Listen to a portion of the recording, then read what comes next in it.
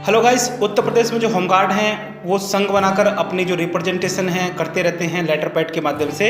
और अपने जो संगठन या संघ है यूनियन बनाने के बाद वो चंदा भी इकट्ठा करते हैं।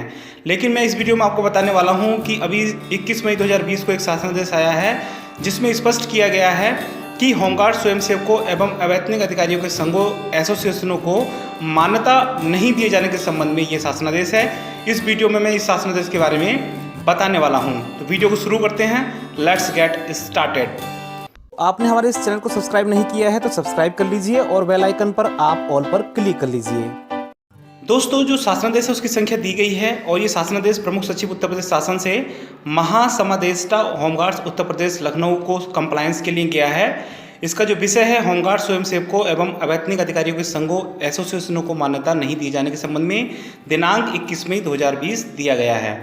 शासन के संज्ञान में आया कि होमगार्ड स्वयंसेवकों एवं अवैतनिक अधिकारियों के विभिन्न तथाकथित एसोसिएशन ऑब्लिक संघ आदि के लेटर पैड पर विभिन्न शिकायतें अथवा मांगे प्रस्तुत की जाती हैं। साथ ही इन तथाकथित एसोसिएशन ऑब्लिक संघ के स्वयंघोषित पदाधिकारियों द्वारा होमगार्ड स्वयंसेवकों एवं अवैतनिक अधिकारियों से चंदा वसूली आदि की कार्रवाई अवैध रूप से की जाती है, उन्हें गुमराह किया जाता है, भ्रमित किया जाता है। दोस्तों, इसमें जो आप देख रहे हो कि स्वयंघोषित पदाधिकारियों का मतलब ये हो गया कि ये जो संघ है, यूनियन है, ये ऑथराइज नहीं है, यानी कि इसे शासन ने अधिकृत नहीं किया है, मान्यता नहीं दी है।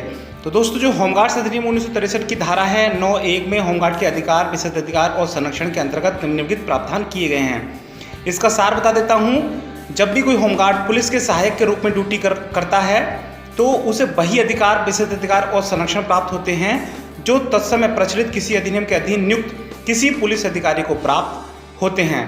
इसके अलावा मैं आपको बता दूं दोस्तों कि होमगार्ड्स जो बल है पुलिस फोर्स के सहायक के रूप में ड्यूटी करने अथवा सार्वजनिक व्यवस्था, आंतरिक सुरक्षा बनाए रखने में सहायता आदि करने जैसे महत्वपूर्ण कामों में संलग्न होते हैं, जैसे पुलिस होती है। इन कार्यों की महत्ता के दृष्टिगत सार्वजनिक व्यवस्था यानी कि पब्लिक ऑर्डर को बनाए रखने की जिम्मेदारी बनाए रखने वाले सदस्यों हेतु भारतीय संसद द्वारा पुलिस बल अधिकारों पर प्रतिबंध अधिनियम 1962 पारित किया गया है। उस अधिनियम की धारा 2 में पुलिस बल एवं पुलिस फोर्स के सदस्यों को निम्नवत परिभाषित किया गया है। To a member of police force means any person appointed और enrolled under any enactment specified in the schedule to be है police force includes any force charge with the maintenance of public order, यानी कि police force कोई भी force हो सकती है जो पब्लिक ऑर्डर को मेंटेन करती हो, यानी कि सार्वजनिक व्यवस्था बनाती हो। नेक्स्ट है, इस अधिनियम की धारा 3 में संघ बनाने के अधिकार, अभिव्यक्ति की स्वतंत्रता को निम्न प्रावधानों से परिभाषित किया है। यदि कोई जो है पुलिस बल का सदस्य है वो यूनियन बना सकता है, नहीं बना सकता है, और उसे अभिव्यक्ति की स्वतंत्रता किस हद तक होती है उसे बताया गया है। तो इसमें 3(1) में बताया गया, no member of a police force shall without the express section of the central government और द स्पेसिफाइड अथॉरिटी। कहने का तात्पर्य यह है कि कोई भी जो मेंबर है पुलिस फोर्स का, चाहे वो होमगार्ड्स हो या पुलिस बल का कोई और भी सदस्य हो, तो वो बिना सेंट्रल गवर्नमेंट या स्टेट गवर्नमेंट की जो अथॉरिटी है उससे बिना अनुमति लिए अपनी जो बातें हैं, अपने व्यूज़ हैं, एक्सप्रेस नहीं कर सकता है। Be a member of be associated in any way with any trade union, political association और with any class of trade unions, labour unions और पॉलिटिकल एसोसिएशन, यानी कि वो ना तो किसी ट्रेड यूनियन का, लेबर यूनियन का, पॉलिटिकल एसोसिएशन का सदस्य हो सकता है।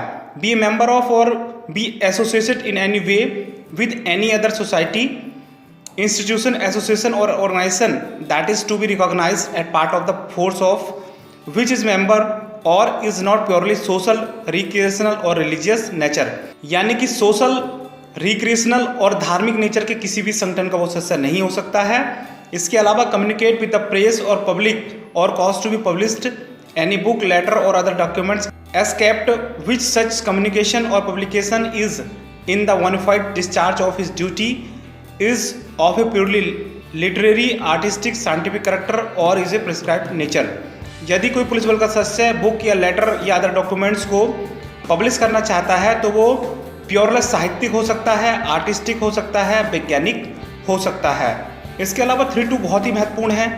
No member of a police force shall participate in addresses any meeting और take part in any demonstration organised by any body और persons for any political purpose और for such other purposes as any be prescribed. कहने का तात्पर्य यह है कि कोई भी पुलिस बल का सदस्य किसी भी पॉलिटिकल नेचर की जो पार्टीज़ हैं वो उसमें पार्टिसिपेट नहीं कर सकता है, एड्रेस नहीं कर सकता है, ना ही मीटिंग में भाग ले सकता है।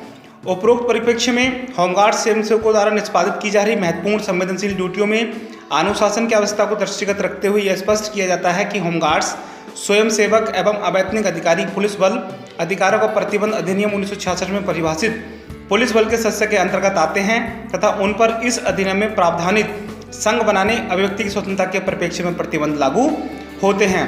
उक्त परिप्रेक्ष्य में आपके पत्र संख्या दिनांक 6 मई 2020 के क्रम में मुझे यह कहने का निर्देश हुआ है कि होमगार्ड स्वयंसेवकों अवैतनिक अधिकारियों से अपेक्षा की जाती है कि उनका कोई भी कृत्य उक्त अधिनियम के प्रावधानों के विपरीत नहीं होना चाहिए और कोई भी अवैधानिक कृत्य की स्थिति में उनके विरुद्ध अनुशासनात्मक कार्रवाई की जाएगी। कहने का तात्पर्य यह है कि यदि कोई भी होमगार्ड्स या पुलिस बल का सदस्य कोई यूनियन बनाता है या पॉलिटिकल काज की पार्टी में भाग लेता है तो वह ऐसा नहीं कर सकता है। दोस्तों मैं आपको बता दूं कि कोई भी होमगार्ड या पुलिस बल का सदस्य किसी भी यूनियन नहीं बना सकता है, किसी भी यूनियन में भाग नहीं ले सकता है। तो इस वीडियो में बस इतना ही। जय हिंद, जय भारत।